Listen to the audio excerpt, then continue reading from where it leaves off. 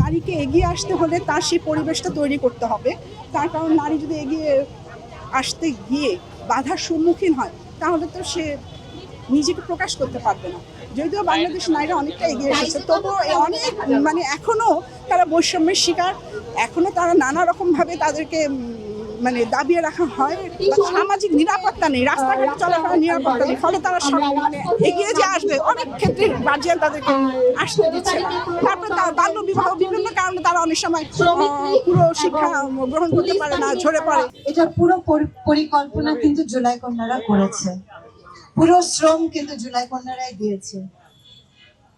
কোথা থেকে যে শুরু করি, বড্ড অভিভূত বোধ করছি, কারণ তোমরা এক একজন এত শক্তিময়ী, তোমাদের রূপ এত শক্তিময়ী যে আমি দেখতে পাচ্ছি আমাদের জগৎ পাল্টে যাচ্ছে, এই দেশের জগৎ পাল্টে যাচ্ছে।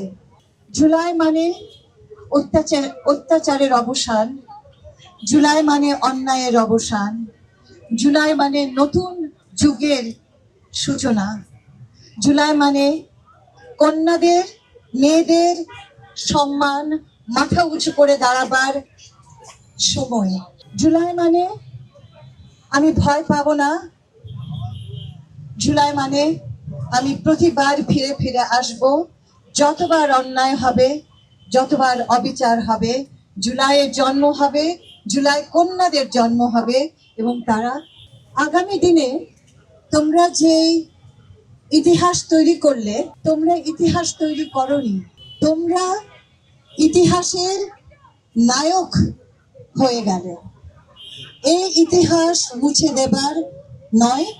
এবং আমি আমার জায়গা থেকে আমার ক্ষমতা বলবো না, যে দায়িত্বটুকু আমার আছে, সেখান থেকে আমি চাইবো প্রতিটি জুলাই আন্দোলনের ইতিহাস শুরু হবে।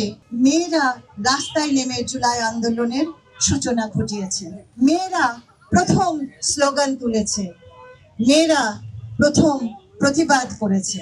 এই কথাটা যেন সবসময় থাকে। আমরা জানি ইতিহাস খুব সহজে মেয়েদের ভূমিকাটাকে আড়াল করে ফেলে, তবে এবার তোমরা হবে সেই ইতিহাসের রচয়িতা।